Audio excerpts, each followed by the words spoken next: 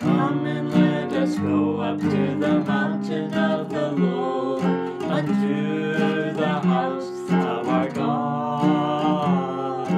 Come and let us go up to the mountain of the Lord, unto the house of our God. And He will teach us of His ways, and we will walk in His paths. For the law shall go forth from Zion, and the word of the Lord from Jerusalem.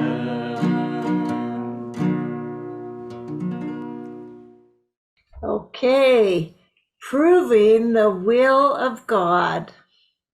Membuktikan kehendak Allah atau membedakan manakah kehendak Allah. We find this in Romans 12, verse 2. Kita boleh mendapatkannya di dalam Roma pasal 12 ayat yang kedua. Firman Tuhan berkata demikian.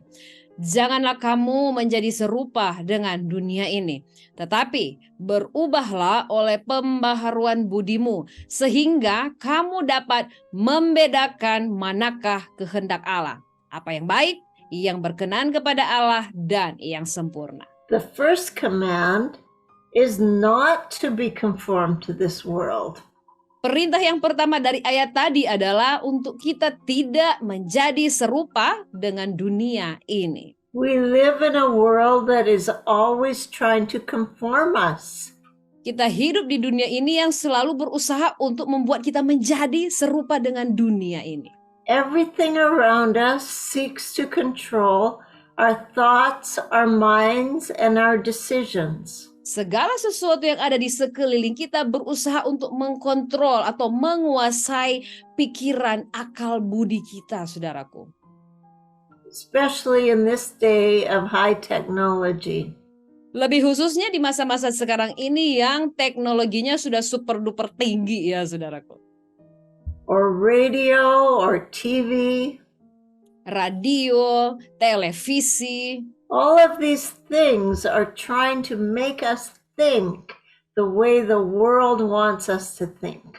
Segala sesuatu ya, media-media ini akan berusaha mempengaruhi kita supaya kita menjadi serupa. Kita mengikuti cara pikir mereka. And that word conform means to be made in the shape of. Nah, dalam kata aslinya kata menjadi serupa itu berarti dibuat dalam bentuk atau dibentuk. And Paul the Apostle is writing to the believers to not be conformed or not be made in the shape of the world.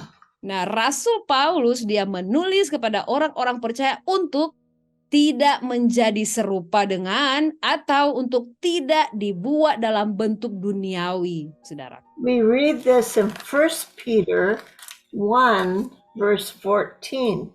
Nah, kita melihat di dalam 1 Petrus 1 ayat 14. Firman Tuhan berkata demikian. Hiduplah sebagai anak-anak yang taat dan jangan turuti hawa nafsu yang menguasai kamu pada waktu kebodohanmu. So he's saying, don't conform yourselves to the way that you lived before you accepted Jesus. Di situ sebenarnya Rasul Paulus sementara menyampaikan kepada orang-orang percaya, jangan kamu menjadi serupa seperti gaya hidupmu yang sebelumnya, penuh dengan hawa nafsu. And if you read in verse 13, Paul is telling the Christians to gird the loins of their mind. Dan kalau kita melihat di ayat-ayat selanjutnya di 1 Petrus ini ya, di dalam ayat yang ke-13 di situ dikatakan bagaimana Rasul Paulus mengingatkan mereka untuk menyiapkan akal budi mereka atau pikiran mereka. And the word gird means to bind up. Dan kata menyiapkan ini berarti kita itu harus semacam mengikat atau mengikat pikiran kita. So you don't just let your thoughts run in 100 directions. Menyiapkan akal budi kita ya, maksudnya di situ. Jadi kita tidak membiarkan pikiran kita kemana-mana, saudara. You take control of them. Jadi kita harus bisa mengendalikan pikiran kita ini and focus. dan fokus, saudara. In verse 13, it says, rest your hope fully upon the grace that is brought to you. Nah, kalau kita lihat di ayat yang ke-13 di situ dikatakan, letakkanlah pengharapanmu seluruhnya atas kasih karunia yang dianugerahkan kepadamu. So that takes away anxiety, doesn't it? Jadi kalau kita melakukan hal semuanya ini, saudara, di saat kita meletakkan pengharapan kita, itu akan mengambil alih segala kekhawatiran dalam hidup kita. Bukan demikian begitu, saudaraku? Because then we're brought into the grace of Christ. Karena kita membawa semuanya di dalam kasih karunia Kristus. And that is where we need to stay. Dan di dalam kasih karunia itu adalah tempat di mana kita berdiam, saudaraku. So first of all, it's taking our thoughts captive, and then it speaks of being sober. In verse 13, it says, be sober. Juga di situ dikatakan bagaimana pertama-tama kita harus mempersiapkan akal budi kita, dan seharusnya kita harus ada dalam ketenangan. So sobriety is that we can focus on the most important things and not just be foolish and wasting our time with things that are not worthwhile. Nah, ketenangan itu artinya kita bisa fokus, saudara, dan kita tidak membuang-buang waktu dengan hal-hal yang tidak berguna. And then when we go down to verse 15, di saat kita masuk di ayat yang ke-15 dari 1 Petrus tadi, pasal 1, go ahead and read. Dalam ayat yang ke-15 di situ dikatakan, tetapi hendaklah kamu menjadi kudus di dalam seluruh hidupmu sama seperti Dia yang kudus yang telah memanggil kamu. So once you come to Christ and you start walking in a transformation, which we're going to get into, we focus our thoughts on the Lord. Di saat kita datang kepada Tuhan, kita akan mengalami transformasi yang akan kita bicarakan selanjutnya, saudaraku. Nah, kita perlu betul-betul berfokus hanya kepada Tuhan. And in verse 15 and 16, it tells us to be holy because God is holy. Karena di dalam ayat 15 sampai ayat yang ke-16 itu kita diminta untuk kudus karena Allah kita adalah Allah yang kudus. And holiness it means separation from the world. Kekudusan itu artinya benar-benar kita dipisahkan dari duniawi ini, saudara. And focusing on God. Dan berfokus hanya kepada Tuhan. So holiness sometimes is shunned as almost a dirty word in the Christian circles today. Terkadang kata kekudusan itu sengaja ditutupi karena di dalam dunia kekristenan sekarang sepertinya itu kata-kata yang kurang baik.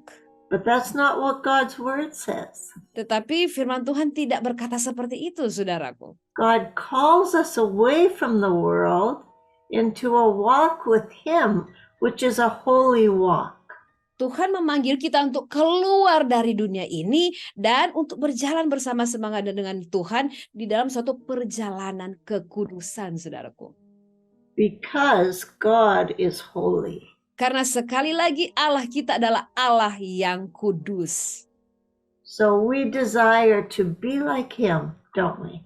Dan bukankah kita punya kerinduan agar supaya kita menjadi serupa dengan Kristus? So in 1 John 2:15, John tells us to not love the world. Di dalam 1 Yohanes 2 ayat 15, Yohanes meminta kita supaya jangan kita menjadi seperti dunia ini. Firman Tuhan berkata demikian, janganlah kamu mengasihi dunia dan apa yang ada di dalamnya. Jikalau orang mengasihi dunia, maka kasih akan Bapa tidak ada di dalam orang itu. And 16 and 17. Juga di dalam ayat yang ke-16 dan 17. Sebab semua yang ada di dalam dunia, yaitu keinginan daging dan keinginan mata serta keangkuhan hidup, bukanlah berasal dari Bapa, melainkan dari dunia. Dan dunia ini sedang lenyap dengan keinginannya. Tetapi Orang yang melakukan kehendak Allah tetap hidup selama-lamanya.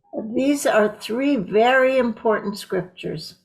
Di sini adalah ketiga ayat ini adalah ayat yang sangat penting dalam firman Tuhan, saudaraku. So this is talking about our affection after we come to Christ. Karena hal ini berbicara tentang kerinduan kita di saat kita sudah datang kepada Tuhan. We have to change our focus. We have to change our love.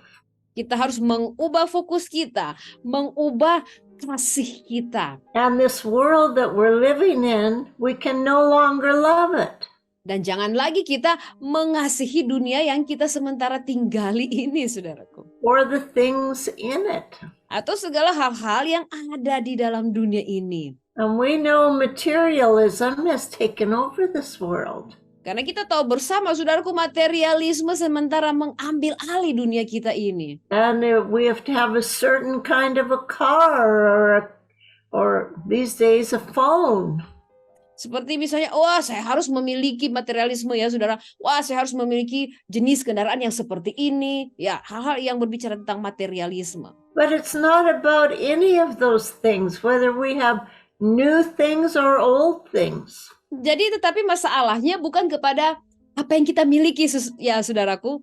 Apakah kita memiliki sesuatu yang baru atau kita masih punya barang-barang yang lama. Bukan kepada hal-hal tersebut. And John writes and he says, if a man loves the world, then the Father God's love isn't in him.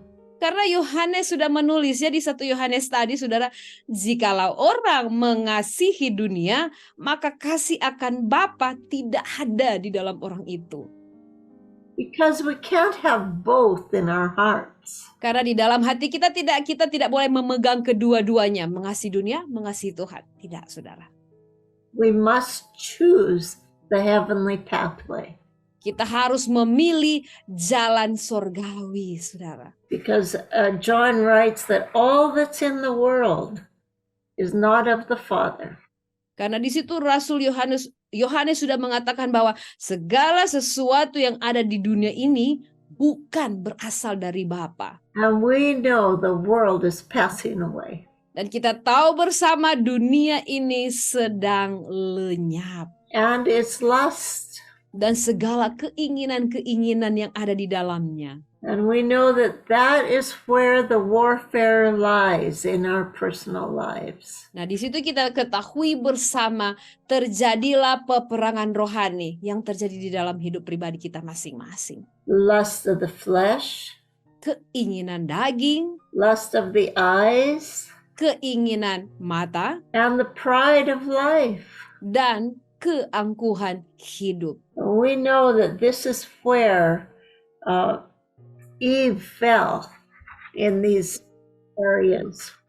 Dan kita tahu bersama dalam ketiga hal ini, keinginan daging, keinginan mata, keangkuhan hidup, itulah poin di mana Hawa jatuh ke dalam dosa. She fell because she desired the fruit to make one wise. Hawa jatuh ke dalam dosa oleh karena keinginannya, apa yang dia lihat dengan mata ya, oleh buah yang ada di taman itu, sehingga dia jatuh dalam dosa. But she should have been obedient to the Lord. Hawa itu seharusnya taat kepada Tuhan. And God had told her to not eat of the fruit of the tree of knowledge of good and evil.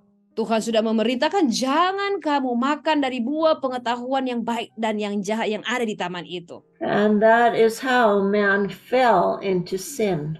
Dan itulah cara bagaimana manusia jatuh ke dalam dosa. So now we want to come out of that world. Nah, sekarang kita itu harus keluar. Kita dipanggil keluar dari dunia yang seperti itu, saudara. And we do that by being transformed. Dan kita melakukannya dengan cara kita diubahkan atau ditransformasikan ya. And we renew our minds. Dan kita memperbaharui akal budi kita, memperbaharui pikiran kita. We reset our thinking. Kita memulai kembali cara berpikir kita, memprogram kembali ulang cara berpikir kita, saudara. To return to the place that God once gave man. Untuk kembali ke tempat di mana Tuhan sudah memberikan tempat itu bagi kita pada awalnya. a place of love and power and a sound mind. Suatu tempat yang dipenuhi dengan cinta, kasih sayang, dengan kuasa, dengan ketenangan. And not live in a place of always being tormented in our thoughts. Dan bukannya kita tinggal di tempat di mana pikiran kita ini selalu dan terus-menerus disiksa. The word transform is a Greek metaphor. Kata berubahlah ya di dalam Roma 12 ayat 2 dalam bahasa aslinya mempergunakan kata transformasi, dan di dalam bahasa Yunani transformasi itu kata transformasi adalah metaphorpho. It is an outward change of an inward nature, the inward nature being changed. Artinya suatu bukti yang terlihat dari luar oleh perubahan sifat yang terjadi dari dalam. Or to be changed into another form. Atau bisa juga diartikan sebagai untuk berubah menjadi bentuk yang lain. Or to transfigure. Atau mengalami transfigurasi. Itu arti kata berubahlah atau transformasi tadi ya. So we're going to read Matthew 17, 1 and 2 about Christ's transfiguration. Marilah kita baca Matius 17 ayat 1 dan 2 tentang transfigurasi Kristus. Firman Tuhan berkata demikian. 6 hari kemudian Yesus membawa Petrus, Yakobus dan Yohanes saudaranya, dan bersama-sama dengan mereka ia naik ke sebuah gunung yang tinggi. Di situ mereka sendiri saja. Ayat yang kedua. Lalu Yesus berubah rupa transfigurasi. Berubah rupa di depan mata mereka. Wajahnya bercahaya seperti matahari dan pakaiannya menjadi putih bersinar seperti terang. And that was Christ, of course, was without sin. Di sini kita melihat Kristus yang tanpa dosa. But still, he wanted these 3 disciples to see him as he really was. Tetapi di sini Yesus tetap ingin memperlihatkan kepada ketiga orang muridnya seperti apa Kristus yang sesungguhnya. And look in verse 2 of what happened to Jesus as he was changed before their eyes. Dan kita melihat bagaimana Yesus berubah rupa di depan mata mereka. Itu tertulis di ayat 2 tadi ya. Lalu Yesus berubah rupa di depan mata mereka. Wajahnya bercahaya seperti matahari dan pakaiannya menjadi putih bersinar seperti terang. So here we understand that Christ is light. Di sini kita bisa memahami betul bahwa Kristus adalah terang. And in him is no darkness at all. Di dalamnya tidak ada kegelapan setitik pun. So anything of Satan or the world or ourselves that's darkness is not of God. Segala sesuatu yang dari setan, dari dunia, di dalam kita bukan dari Kristus karena semuanya itu kegelapan adanya. So what is of Christ is light and life. Jadi yang dari Kristus adalah terang dan kehidupan. So you figure it out yourself. Silakan saudara pikirkan dengan diri saudara sendiri. And you ask the Lord, if you want to walk in his light, you must leave the world and its ways. Jika saudara mau hidup di dalam terang Kristus, saudara harus meninggalkan, harus terpisah dari dunia ini dan segala keinginan yang ada di dalamnya. Colossians 3:2. Kolose 3 ayat 2. Pikirkanlah perkara yang di atas, bukan yang di bumi. Yes, because that which is from above is going to last forever. Ya, benar sekali firman Tuhan ini karena segala sesuatu yang berasal dari atas kekal adanya. So there you start entering eternal life. Karena di saat saudara memasuki cara berpikir yang seperti ini, saudara memikirkan hal-hal yang di atas, saudara sementara masuk di dalam terang. Let go of the things on this earth that hold you. Lepaskanlah segala sesuatu yang berasal dari dunia ini yang sudah sedemikian lama mengekang atau mengikat Anda, saudaraku. Something grips your heart, then you know you must take that to the altar of God. Ada sesuatu yang semacam menahan hatimu. Dan saudara tahu betul engkau harus melepaskan itu di atas mezbahnya Tuhan. You must put it on the altar and you must let go of it. Letakkanlah semuanya itu di atas mezbah Tuhan dan relakanlah semuanya itu dari hidupmu, saudaraku. It isn't that God maybe will take it away. Bukan berarti Tuhan sementara mengambil atau merampas sesuatu dari hidupmu, saudaraku. But it won't control you. Tetapi agar supaya hal-hal yang seperti itu, saudara, tidak akan selalu menguasaimu, tidak akan selamanya mengkontrolmu. And then God can give you more than you had. Sehingga di saat Anda melepaskan segala sesuatunya itu, Tuhan akan memberikan bahkan lebih dan lebih lagi dalam hidupmu. Because you're not holding on to that thing doesn't grip your affections. Karena saudara sudah tidak lagi mengandalkan atau sudah tidak lagi bersandar kepada hal-hal yang selama ini mengekang atau menahan hatimu atau mengambil rasa kasih sayangmu. And we read that in verse 3. Dan kita bisa melihat itu di dalam ayat yang ketiga dari Kolose pasal 3. Sebab kamu telah mati dan hidupmu tersembunyi bersama dengan Kristus di dalam Allah. So that is the experience of being a Christian. Nah, inilah pengalaman menjadi seorang Kristen. We have to learn to die and be crucified at the cross with Christ. Kita harus belajar bagaimana mati dan disalibkan di atas kayu salib bersama Kristus, saudaraku. Galatians 2:20 tells us this. Galatia 2 ayat 20 memberitahukan kepada kita tentang hal ini. Kita baca sedikit dari ayat yang ke-19 bagian akhir. Aku telah disalibkan dengan Kristus, namun aku hidup. Tetapi bukan lagi aku sendiri yang hidup, melainkan Kristus yang hidup di dalam aku. Dan hidupku yang kuhidupi sekarang di dalam daging adalah hidup oleh iman dalam Anak Allah yang telah mengasihi aku dan menyerahkan dirinya untuk aku. So that is the gospel in a nutshell. Nah, inilah Injil yang semacam ada di dalam kulit kacang istilahnya ya saudaraku. And we learn this as we go through sometimes deep trials on this earth.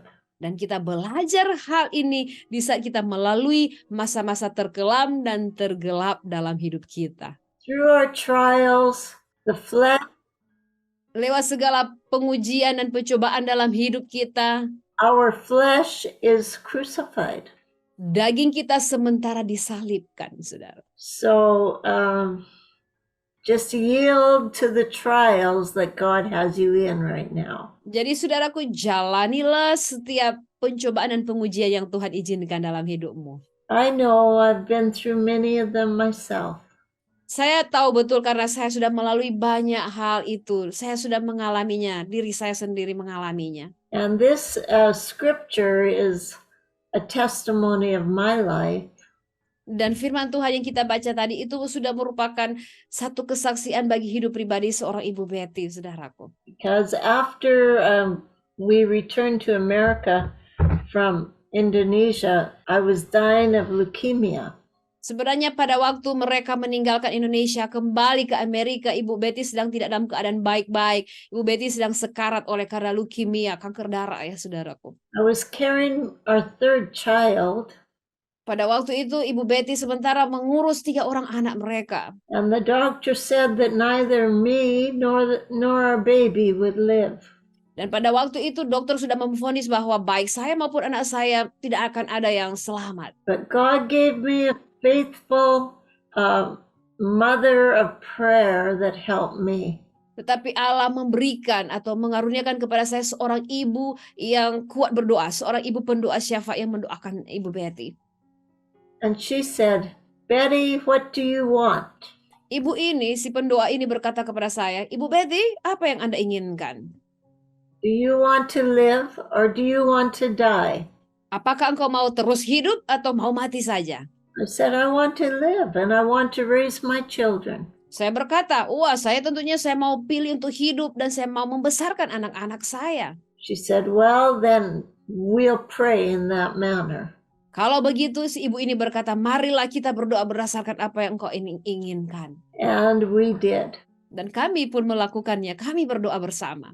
And the Lord miraculously healed me. Sungguh dengan segala mujizat dan keajaiban dari Tuhan, saya disembuhkan, Ibu Betty disembuhkan. And that was 43 years ago.